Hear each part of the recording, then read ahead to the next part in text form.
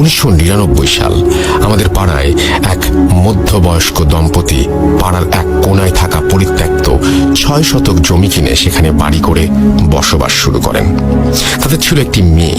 নতুন বাড়িতে ওঠার পর 4-5 মাসের মধ্যেই তারা তাদের মেয়ের বিয়ের আয়োজন শুরু করেন। মেয়েটির বিয়ে হয়ে যায়, কিন্তু বিয়ের পর সেই মেয়েটি সুখে ছিল না।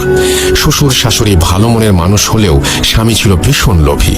সে বারবার টাকার জন্য মেয়েটিকে বাপের বাড়িতে পাঠাতো। পর্যাপ্ত টাকা পয়সা না নিয়ে আসলে মেয়েটিকে শারীরিক ও মানসিকভাবে নির্যাতন করত। এক সময় অত্যাচার আর সহ্য করতে না পেরে মেয়েটি তার সমস্ত জিনিসপত্র নিয়ে বাধ্য হয়ে সেখান থেকে তার বাপের বাড়িতে চলে আসে।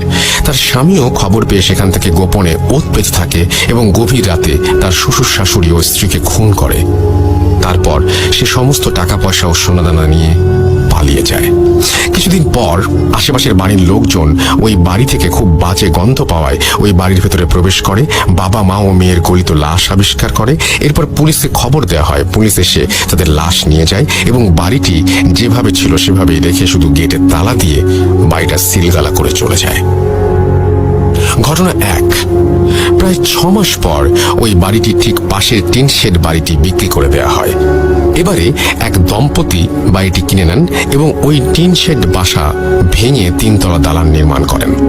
তখন তারা ওই পাড়াতেই একটা ভাড়া বাড়িতে থাকতো। অনেক শ্রমিক লাগিয়ে বেশ তাড়াতাড়ি এই বাড়িটি বানানো হয়ে যায়।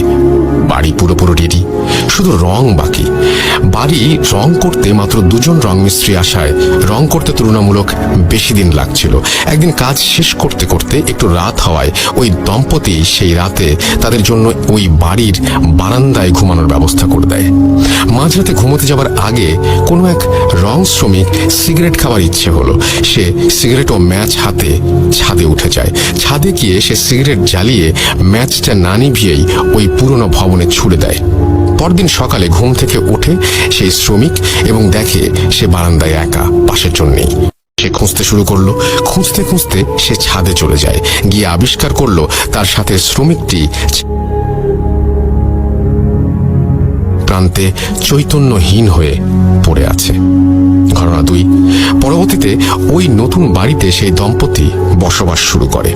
তাদের 2 ছেলে।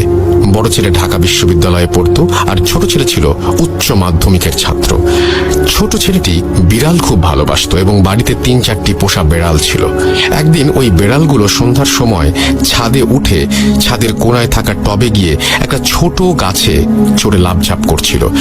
বেশি নড়াচড়ার কারণে এক পর্যায়ে টব সহ ওই বাড়ির বিড়ালটি পিছলে ছাদ থেকে ফসকে পড়ে যায়। ওই সিলগালা করা বাড়ির আঙিনায় তারা গিয়ে পড়ে। সাথে সাথে ওই বিড়ালগুলো প্রচন্ড জোরে চিৎকার করে ওঠে। সে কেবল এক মুহূর্তের জন্য। এক মুহূর্ত পরে সব থেমে যায়। চিৎকার শুনে বাড়ির লোকজন বিড়ালগুলোকে খুঁজতে শুরু করে, কোথাও পায় না। পরের দিন সকালে দেখা গেল পরিত্যক্ত বাড়ির গেট থেকে ঠিক 1 হাত সামনে খুব যত্ন করে সারি করে গুছিয়ে 3টি বিড়ালের লাশ। প্রত্যেকটা বিড়ালকে ঘাড় মোটকে মারা হয়েছে। যেটা আরো আশ্চর্যের বিষয় সেটা হলো বিড়ালগুলোর শরীরে 1 ফোঁটা রক্তও নেই। শুকনো ঠনঠনে জায়গায় বিড়ালের মৃত শরীরগুলো এমন ভাবে সাজিয়ে রাখা হয়েছে যে দূর থেকে দেখলে মনে হয় 3টি বিড়াল খুব আরাম করে ঘুমোচ্ছে। অবাক করা ব্যাপার হলো বাড়িটি কিন্তু সিলগালা করাই রয়েছে। বিড়ালগুলো ওই বাড়িতে আটকে পড়ে ওদের কেন মেরে এখানে রেখেছে সেটা কেউ বুঝতে পারছিল না। ঘটনা 3। ঘটনা 1 বর্ণিত পরিত্যক্ত বাড়ির পাশে থাকা সেই 3 তলা বিল্ডিং। এই বিল্ডিং এ একটি বাসায় নতুন ভাড়াটিয়া ওঠে। সেই পরিবারে ছিলেন স্বামী স্ত্রী, তাদের কলেজ পড়ুয়া ছেলে ও মেয়ে এবং 80 বছরের এক দাদু। এছাড়াও এক যুবক ভৃত্য ছিল যার কাজ ছিল সর্বক্ষণ বৃদ্ধের খেয়াল ও যত্ন রাখা। ভৃত্যটি কাজকর্ম ও আচার ব্যবহার ভালো হলেও মনে মনে সে বাড়ি থেকে চুরি করে পালিয়ে যাবার ফন্দি আঁটছিল। কিছুদিন পর ভৃত্য একদিন সুযোগ বুঝে আলমারির চাবি চুরি করে বাড়ির টাকা